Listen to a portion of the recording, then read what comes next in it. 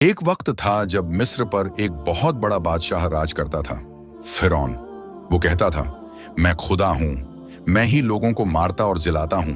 लोग डरते थे, उसकी इबादत करते थे और कोई उसके खिलाफ बोलने की हिम्मत नहीं करता था। लेकिन अल्लाह को जुल्म पसंद नहीं। जब कोई हद से बढ़ता है, अल्लाह उसे जरूर गिराता है। एक रात फिरौन ने एक ख्वाब देखा। उसने देखा कि बनी इजराइल में से एक बच्चा पैदा हुआ है जो बड़ा होकर उसकी हुकूमत खत्म कर देगा। फिरौन डर गया और उसने हुक्म दिया, बनी इजराइल के हर लड़के को पैदा होते ही मार दो। कितने ही मासूम बच्चों को मार दिया गया।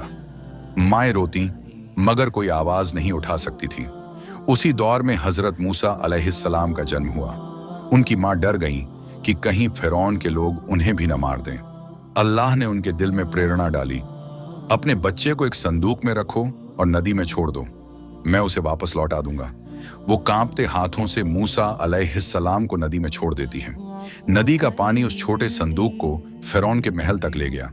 फिरौन की बीवी आसिया बहुत नेक और रहमदिल औरत थी। जब उन्होंने बच्चे को देखा तो बोली, ये बच्चा हमारी आंखों की ठंडक बनेगा, इसे मत मारो।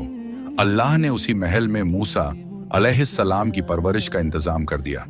जिसको फिरौन मारना चाहता था वही उसके घर में पला बड़ा। मूसा अलैहिस्सलाम जवान हुए, तगड़े और अक्लमंद। एक दिन उन्होंने देखा कि एक मिस्री आदमी एक बनी इजरायली पर जुल्म कर रहा है। मूसा अलैहिस्सलाम ने उसे रोकना चाहा। झगड़ा हुआ और गलती से वो आदमी मर गया। मूसा अलैहिस्सलाम बहुत डर गए और तौबा की, ऐ मेरे रब, मैंने खुद पर जुल्म किया, मुझे माफ कर दे। अल्लाह ने माफ कर दिया। फिर जब लोगों ने उनके खिलाफ साजिश की, वो मिस्र छोड़कर मदयन चले गए।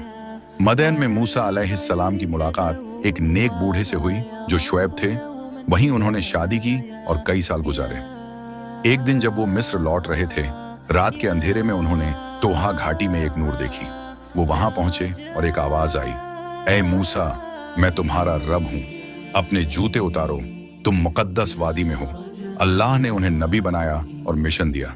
जा फिरौन के पास जाओ और उसे कहो, अल्लाह एक है। मूसा अलैहिस्सलाम अपने भाई हारून को लेकर फिरौन के दरबार पहुंचे।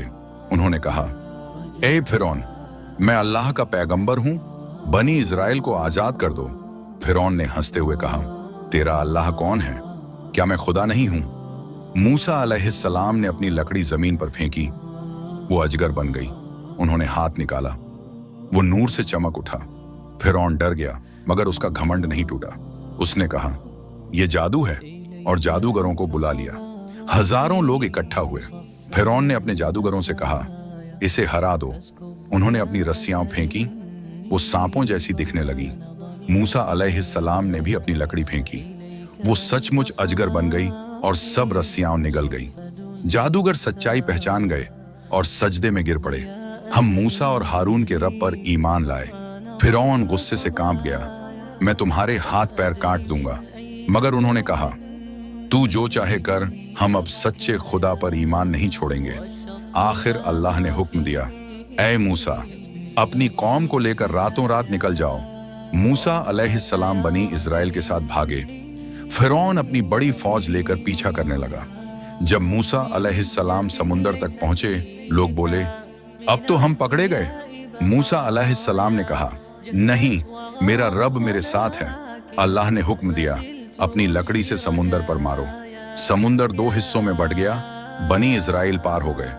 फिरौन भी अपनी फौज के साथ घुसा, मगर जब सब बीच में पहुंचे, पानी वापस जुड़ गया और फिरौन डूब गया। आखिरी लम्हों में फिरौन ने कहा, अब मैं ईमान लाता हूं, मगर अब बहुत देर हो चुकी थी। अल्लाह ने कहा, अब जब तू डूब रहा है, आज तेरा जिस्म बचा रहेगा ताकि आने वाले सबक लें। आज भी मिस्र में फिरौन का शरीर मौजूद है, ताकि इंसान समझे कि घमंड का अंजाम क्या होता है। जो अल्लाह से लड़ेगा वो हमेशा हार जाएगा, और जो अल्लाह पर भरोसा करेगा वो हमेशा जीत जाएगा। ईमान सब्र से बनता है और घमंड सब कुछ मिटा देता है।